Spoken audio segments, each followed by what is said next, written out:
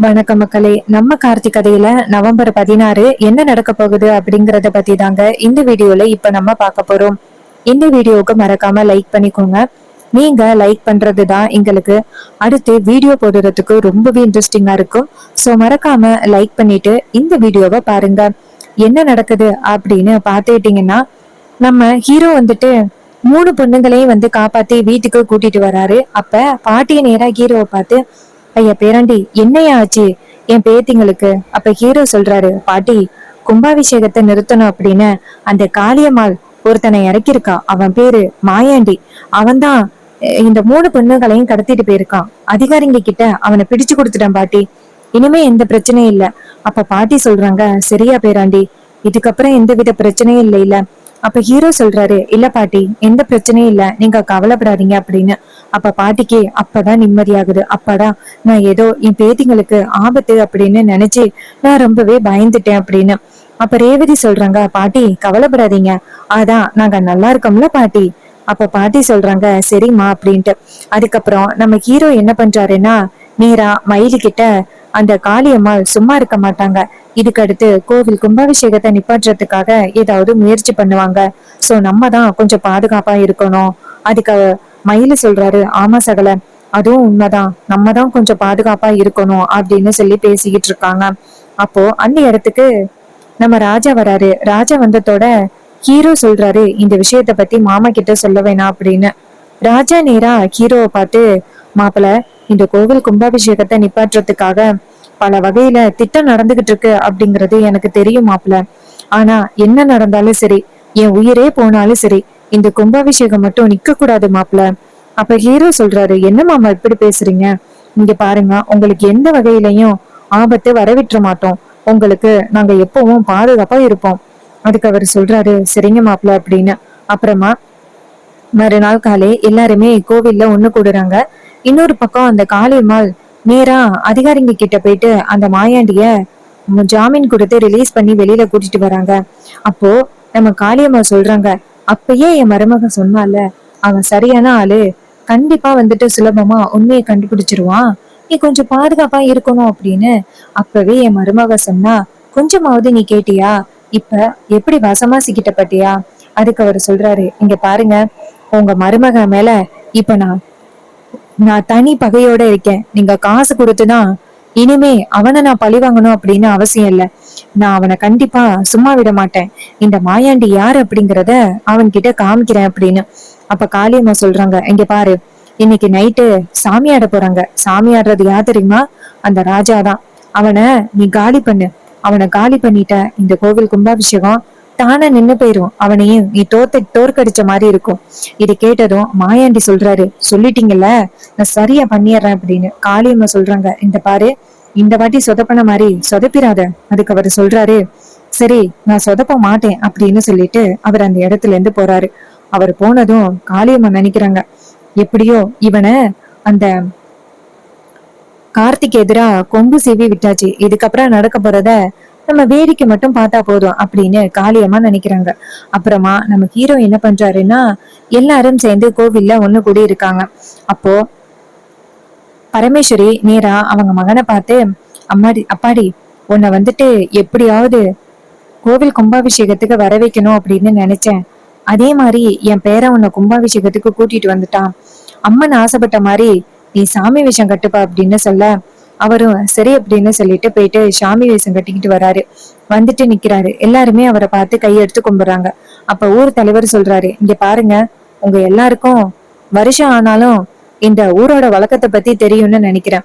இவரு வேஷம் கட்டி வெளியில போகும் பொழுது யாரும் இவருக்கு எதுக்க வரவே கூடாது அப்படின்னு. எல்லாருமே சரி அப்படின்னு சொல்லிட்டு நிக்கிறாங்க. அப்புறம் அவரு அந்த இடத்துல இருந்து கிளம்புறாரு. அப்ப பாட்டி நேரா ஹீரோவை பார்த்து, பேராண்டி, யாரும் பின்னாடி போக கூடாது அப்படின்னு சொல்லிட்டாங்க. ராசாவுக்கு ஏதாவது ஆபத்து வந்தா என்ன பண்றது? அப்ப ஹீரோ சொல்றாரு, பாட்டி கவலைப்படாதீங்க, மாமாவுக்கு எந்த ஆபத்தும் வராது பாட்டி அப்படின்னு. உடனே பாட்டியும் சரியா அப்படின்னு சொல்லிட்டு காத்துக்கிட்டு இருக்காங்க. இன்னொரு பக்கம் அந்த காளியம்மாளை காமிக்கிறாங்க. அவங்க நேரா மாயாண்டிக்கு போன் பண்றாங்க. மாயாண்டி போன் அட்டன் பண்ணி, சொல்லுங்கம்மா. அப்ப அவங்க சொல்றாங்க, என்னாச்சு? இங்க அவன் சாமி ஊர்வலத்துக்கு கிளம்பிட்டான். அதுக்கு அவர் சொல்றாரு, நான் இங்க ஆட்களோட காத்துக்கிட்டு இருக்கேன். வரட்டும், அவன் கதையை முடிச்சறேன் அப்படின்னு. இது கேட்டதும் அவங்களும் சரி அப்படின்னு சொல்லிட்டு போனை கட் பண்றாங்க. அப்ப காளியம்மாள் நினைக்கிறாங்க, ஏ பரமேஸ்வரி, ஏ சாமுண்டீஸ்வரி, அவ்வளவுதாண்டி, உங்களோட கதை முடிஞ்சிச்சு. 30 வருஷமா பிரிஞ்சிருந்த குடும்பம் இனிமே சேரப்போகுதா? இனிமே சேருறதுக்கு வாய்ப்பே இல்லை. ஏ பரமேஸ்வரி, உன்னோட மருமக அவ புருஷன் இறந்ததுக்கு நீதான் காரணம் அப்படின்ட்டு உன்னை இந்த ஊருக்கு முன்னாடி நிக்க வச்சு ஒரு வழி ஆக்க போறா பாரு அப்படின்னு ரொம்பவே சந்தோஷமா இருக்காங்க அந்த காளியம்மா.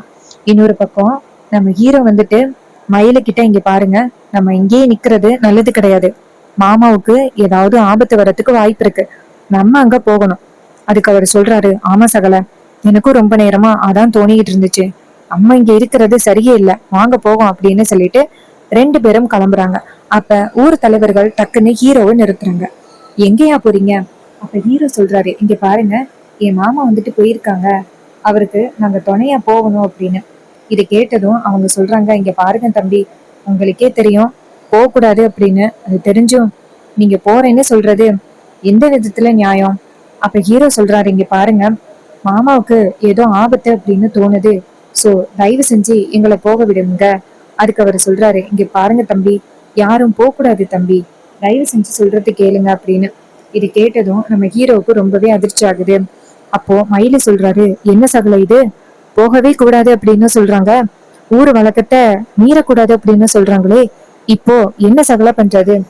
அப்ப ஹீரோ சொல்றாரு, எப்படியாவது போய் தான் ஆகணும், சரி பாப்போம் இருங்க அப்படின்னு சொல்லிட்டு காத்துக்கிட்டு இருக்காங்க. இன்னொரு பக்கம் இந்த ரவுடிங்க எல்லாருமே நம்ம ராஜா இருக்காருல்ல, அவரை சுத்தி வளைக்கிறாங்க. இன்னொரு பக்கம் நம்ம ஹீரோ இருக்காருல்ல, அவரு எப்படியோ ஊர் தலைவர்களை ஏமாத்தி நேரா மயிலு கிட்ட, நான் எங்க போயிருக்கேன் அப்படின்னு சொன்னா எனக்கு தலை வலிக்குது, அதனால நான் போய் படுத்திருக்கேன் அப்படின்னு சொல்லிருங்க. மயிலும் சரிங்க சகல அப்படின்னு சொல்றாங்க. ஹீரோ நேரா அவங்க மாமாவை காப்பாத்துறதுக்காக கிளம்புறாரு. ரவுடிகள் எல்லாருமே சேர்ந்து ராஜாவை சுத்தி வளைக்கிறாங்க. அப்ப நம்ம ஹீரோ அந்த இடத்துக்கு வர்றாரு. ஹீரோ வந்ததோட அந்த ரவுடிங்க வந்துட்டு ஹீரோவை பார்த்துட்டு அதிர்ச்சி ஆகுறாங்க. ஹீரோ அந்த ரவுடிகளை அடிச்சு காலி பண்ணிட்டு அவங்க மாமாவை காப்பாத்தி அவரை பாதையில விட வைக்க அவர் அந்த இடத்துல இருந்து போறாரு. அப்போ நம்ம ஹீரோ நேரா மாயாண்டி பார்த்து, இங்க பாரு, உனக்கு எத்தனை தடவை சொன்னாலும் கொஞ்சம் கூட அறிவே இல்லையில. அதுக்கு அவரு சொல்றாரு, இங்க பாருடா, நான் யாருக்கிட்டையும் இது வரைக்கும் தோத்ததே இல்ல, நான் உன்கிட்ட தோக்க மாட்டேன்டா அப்படின்னு. அப்ப ஹீரோ சொல்றாரு, இங்க பாரு, இப்பதான் உன்னை அதிகாரிங்க கிட்ட பிடிச்சு கொடுத்துட்டு வந்தேன், மறுபடியும் நீ இப்படி ஒரு காரியத்தை பண்ணிருக்க. நீ தப்பிச்சு போகணும் அப்படின்னு நினைச்சேன்னா விடியற் காலக்குள்ள இந்த ஊர்ல இருந்து தப்பிச்சு போயிரு, இல்லைன்னா நாளைக்கு காலையில அதிகாரிங்களை கூட்டிட்டு வந்துட்டு உன் வீட்டுக்கு முன்னாடி நிப்பேன். இது கேட்டதும் மாயாண்டி சொல்றாரு, இங்க பாரு, நான் வந்த வேலையை முடிக்காம விட மாட்டேன் அப்படின்னு சொல்ல ஹீரோ சொல்றாரு, உன்னால முடிஞ்சதை பாத்துக்கோ அப்படின்னு சொல்லிட்டு ஹீரோ சொல்ல மாயாண்டிக்கு ரொம்பவே அதிர்ச்சி ஆகுது. அப்போ ரவுடிங்க சொல்றாங்க, அண்ணன், இவன் நம்ம நினைச்ச மாதிரி சாதாரண ஆள் இல்லைன்னு, கண்டிப்பா இவன் வந்துட்டு நம்மளை காலி பண்ணிடுவான். அந்த காளியம்மா மேடம் சொன்னாங்க அப்படின்னு நினைச்சுக்கிட்டு நம்ம இங்க வந்துட்டோம், வந்திருக்கவே கூடாது, வாங்க இந்த இடத்த விட்டு தப்பிச்சு போயிரும் அப்படின்ட்டு அந்த இடத்துல இருந்து போறாங்க. அப்போ நம்ம ஹீரோ என்ன பண்றாருன்னா நேரா அந்த மாயாண்டிய பார்த்து, இங்க பாரு, அதான் உன் அசிஸ்டன்ஸே சொல்லிறாங்களே, அப்புறம் என்ன ஓடிடு அப்படின்னு சொல்ல மாயாண்டி அந்த இடத்துல இருந்து போறாரு.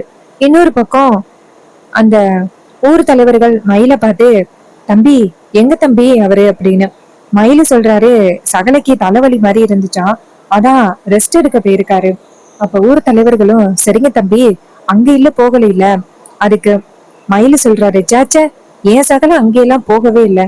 இது கேட்டதும் அவரும் சரிங்க தம்பி அப்படின்னு சொல்லிட்டு பாத்துக்கிட்டு நிக்கிறாங்க. அப்ப நம்ம ஹீரோ நினைக்கிறாரு, சகல சீக்கிரம் வாங்க சகல அப்படின்ட்டு. அதே நேரத்துல நம்ம ராஜா அந்த இடத்துக்கு வந்துடுறாரு. ராஜாவை பார்த்த பிறகுதான் நம்ம மயிலுக்கு நிம்மதியா இருக்கு. அப்படா, மாமா வந்துட்டாரு, இதுக்கப்புறம் எந்த பிரச்சனையும் இல்லை அப்படின்னு. அப்போ எல்லாரும் அவரை பார்த்ததோட கையெடுத்து கும்பிட்டுக்கிட்டு நிக்கிறாங்க. அப்புறமா நம்ம மயிலு வந்துட்டு, என்ன இது, சகலை இன்னும் காணோம் அப்படின்னு. அப்ப திரும்பி பார்த்தா நம்ம ஹீரோவும் அந்த இடத்துக்கு வந்துடுறாரு. மயிலு நேரா ஹீரோவை பார்த்து, சகல, என்னாச்சு சகல, அங்க என்ன நடந்துச்சு அப்படின்னு கேட்க, அப்ப ஹீரோ சொல்றாரு, நம்ம வந்துட்டு சந்தேகப்பட்டது சரியா போச்சு, மாமாவை காலி பண்றதுக்காக அங்க ரவுடிங்க வந்தாங்க, எப்படியோ மாமாவை அந்த ஆபத்துல இருந்து காப்பாத்தி அனுப்பிட்டேன். அப்ப சகல சொல்றாரு, நல்ல வேலை சகல, நீங்க போனதுனால எப்படியோ மாமாவோட உயிரை காப்பாத்தியாச்சு, இல்லைன்னா என்ன நடந்திருக்கும் அப்படின்னு சொல்லிட்டு பேசுறாங்க. அப்ப ஹீரோ சொல்றாரு, சரி எல்லாரும் சாமி கும்பிட போறாங்க. சரி பாப்போம் என்ன நடக்குது அப்படின்னு. இன்னொரு பக்கம் மயிலு நேரா காளியம்மாளோட வீட்டுக்கு போறாங்க. காளியம்மா நேரா மாயாண்டிய பார்த்து, இங்க பாரு என்னாச்சு, சொன்னத பண்ணிட்டியா இல்லையா? என்னமோ பெரிய சவாலெல்லாம் விட்டேன். அதுக்கு அவர் சொல்றாரு, இங்க பாருங்க மேடம், என்னால முடிஞ்ச அளவுக்கு ட்ரை பண்ணி பார்த்தோம். ஆனா வந்துட்டு அவன் சுலபமா தப்பிச்சிட்டான். அதுக்கு காளியம்மா சொல்றாங்க, டேய் உன்கிட்ட நான் அப்பவே சொன்னேன், அவன் சாதாரண ஆள் கிடையாது, சுலபமா எல்லாத்தையும் வந்துட்டு தப்பிச்சிருவான், அதோட அவன் யமகாதகன் அப்படின்னு அப்பவே என் மருமகளும் சொன்னா. நானும் உன்கிட்ட எச்சரிச்சோம், ஆனா கொஞ்சம் கூட கேட்காம இப்ப தோத்து போயிட்டு வந்து நிக்கிறியே அப்படின்னு. அதுக்கு அவர் சொல்றாரு, இங்க பாருங்க, இது வரைக்கும் நான் யாருக்கிட்டையும் தோத்ததே கிடையாது. முதல் முறையா இவங்கிட்ட தோத்து இருக்கிறத நினைச்சு பார்த்தா எனக்கே என்ன நினைச்சு பார்த்து வேதனையா இருக்கு. அவன் இனிமே எனக்கு வந்துட்டு என்னோட எதிரி. நான் இனிமே அவனை நான் பழி வாங்காம விட மாட்டேன் அப்படின்னு. அதுக்கு அந்த காளியம்மா சொல்றாங்க, இங்க பாரு, இனிமே இத பேசி எந்தவித பிரயோஜனமும் இல்ல. உனக்கு கொடுத்த காசுல நான் பாதி காசு தான் கொடுக்க முடியும், கிளம்பி போடா அப்படின்னு சொன்னதோட அவரு ரொம்ப ஷாக் ஆகுறாரு. என்னடா இது, இந்த அம்மா பொசுக்குன்னு இப்படி சொல்லிட்டாங்களே அப்படின்னு. அதுக்கு காளியம்மா சொல்றாங்க, என்ன பாக்குற, அவ்வளவுதான் உனக்கு, கிளம்பு அப்படின்னு சொன்னதோட அந்த மாயாண்டி ரொம்ப அசிங்கப்பட்டு அந்த இடத்துல இருந்து போறாரு. காளியம்மா செம்ம டென்ஷன் ஆகி அங்க உள்ள பொருள் எல்லாத்தையுமே போட்டு உடைச்சிட்டு, ச்சே நம்ம ஏதாவது ஒரு வகையில அவனை பழிவாங்கலாம் அப்படின்னு நினைச்சா, ஆனா எல்லாமே நமக்கு எதிராவே நடக்குதே. இந்த கோவில் கும்பாபிஷேகம் மட்டும் முடிஞ்சிருச்சு, அதுக்கப்புறம் அவன் குடும்பத்தை என்னால எதுவுமே பண்ண முடியாது அப்படின்னு காளியம்மாளுக்கு சரியான கோவம். அப்போ வில்லி நேரா காளியம்மாளோட வீட்டுக்கு வராங்க. வீட்டுக்கு வந்துட்டு, என்னத்த நீங்க ஏதோ மாஸ்டர் பிளான் பண்றேன் அப்படின்னு சொன்னீங்க, கடைசியில எந்தவித பிளானும் ஒர்க் அவுட் ஆகாம போயிருச்சு. பாத்தீங்களா, நான் அப்பவே சொன்னேன் அவன் சாதாரண ஆள் கிடையாது அப்படின்னு. அவனை லேசா மதிப்பிட்டதுனாலதான் நமக்கு இவ்வளவு பெரிய பிரச்சனை நடந்துகிட்டு இருக்கு. அதுக்கு காளியம்மா சொல்றாங்க, மருமகளே அவன் யாரு அப்படிங்கிற விஷயத்த சொல்றதுதான் நல்லது மருமகளே. அப்படி சொன்னா மட்டும்தான் அந்த ஈஸ்வரியே அவளோட மருமகனை கழுத்தை பிடிச்சு வெளியில தள்ளுவா அப்படின்னு. இது கேட்டதும் வில்லி சொல்றாங்க, எங்கத்த அதையும் நிரூபிக்கிறதுக்காக நான் பல வகையில முயற்சி பண்ணிட்டேன், ஆனா அதையும் என்னால பண்ண முடியலையே. அதுக்கு காளியம்மா சொல்றாங்க, மருமகளே நமக்கான ஒரு வாய்ப்பு கிடைக்கும் மருமகளே, நம்ம பொறுத்திருந்து பாப்போம் அப்படின்னு. இதை கேட்டதும் அவங்களும் சரிங்கத்த அப்படின்னு சொல்றாங்க. இன்னொரு பக்கம் சாமியாடி முடிக்கிறாங்க. அப்ப நம்ம பாட்டி வந்துட்டு ரொம்ப சந்தோஷப்படுறாங்க. நல்லபடியா இந்த சாமி வந்து ஊர்வலம் போறது முடிஞ்சிருச்சு. இதுக்கப்புறம் நாளைக்கு கோவில் கும்பாபிஷேகம். ரொம்ப வருஷத்துக்கு அப்புறம் இந்த கும்பாபிஷேகம் நடக்க போகுது. நாளைக்கு எல்லாருமே ரொம்ப சந்தோஷமா வாங்க அப்படின்னு சொல்ல, எல்லாரும் சரிங்கம்மா அப்படின்னு சொல்லி ரொம்ப சந்தோஷப்படுறாங்க. அப்புறமா பாட்டிக்கு முகத்துல ஒரு கவலையா இருக்கு. அப்ப ராஜா நேரா பாட்டி கிட்ட போயிட்டு, அம்மா என்னமாச்சு, உங்க முகமே சரியில்லையே. அதுக்கு அவங்க சொல்றாங்க, ஐயா ஐயா நேத்து போன வாட்டி கோவில் கும்பாபிஷேகம் நடக்கும் பொழுதுதான் என் மகளுக்கு ஒரு ஆபத்து வந்துருச்சு. அதுக்கப்புறம் அவ உயிர் பொழைக்கவே இல்லை. மறுபடியும் இதனால என் குடும்பத்துல உள்ளவங்க யாருக்காவது ஆபத்து வந்துருமோ அப்படின்னு எனக்கு பயமா இருக்குதியா. அதுக்கு அவர் சொல்றாரு, அம்மா நீங்க கவலைப்படாதீங்க, மாப்பிள்ளை இருக்காருல்ல, அவரை பத்திரமா பாத்து பாருமா. அதுக்கு அவங்க சொல்றாங்க, இல்லையா எனக்கு என்னமோ பயமா இருக்கு, ஏதாவது நடந்துருமோ அப்படின்னு. அதுக்கு அவர் சொல்றாரு, அம்மா நம்ம மாப்பிள்ளை இருக்காரு, அவர் பத்திரமா பாத்துப்பாரு, நீங்க தைரியமா இருங்கம்மா அப்படின்னு சொல்லிட்டு அவங்க பாட்டிக்கே தைரியம் சொல்றாங்க. பாட்டியும் சரியா அப்படின்னு சொல்லிட்டு அமைதியா இருக்காங்க. இன்னொரு பக்கம் நம்ம ஹீரோ நினைக்கிறாரு, இந்த கோவில் கும்பாபிஷேகத்தை தடுக்கிறதுக்கு பல வகையில இருந்தும் பல பேரும் முயற்சி பண்ணிக்கிட்டு இருக்காங்க. அவங்க எல்லா திட்டத்தையும் முறியடிச்சு இந்த கோவில் கும்பாபிஷேகத்தை சிறப்பா நடத்தணும். அம்மா நீங்க தான் இதுக்கு துணையா இருக்கணும் அப்படின்னு ஹீரோ சாமியே வேண்டாரு. சோ இந்த கதை உங்களுக்கு பிடிச்சிருக்கா? இந்த கதை பிடிச்சிருந்துச்சுன்னா இந்த வீடியோவுக்கு மறக்காம லைக் பண்ணிக்கோங்க. நம்ம சேனலை சப்ஸ்கிரைப் பண்ணிட்டு பக்கத்துல உள்ள பெல் ஐகானையும் கிளிக் பண்ணி ஆல்னு செட் பண்ணிக்கோங்க. அப்பதாங்க அடுத்த வீடியோ போடும் பொழுது உங்களுக்கு நோட்டிபிகேஷன் வரும், பார்க்கலாம். ஸோ இதே மாதிரி வேற ஏதாவது ஒரு கதையில பார்க்கலாம். தேங்க்யூ ஃபார் வாட்சிங்.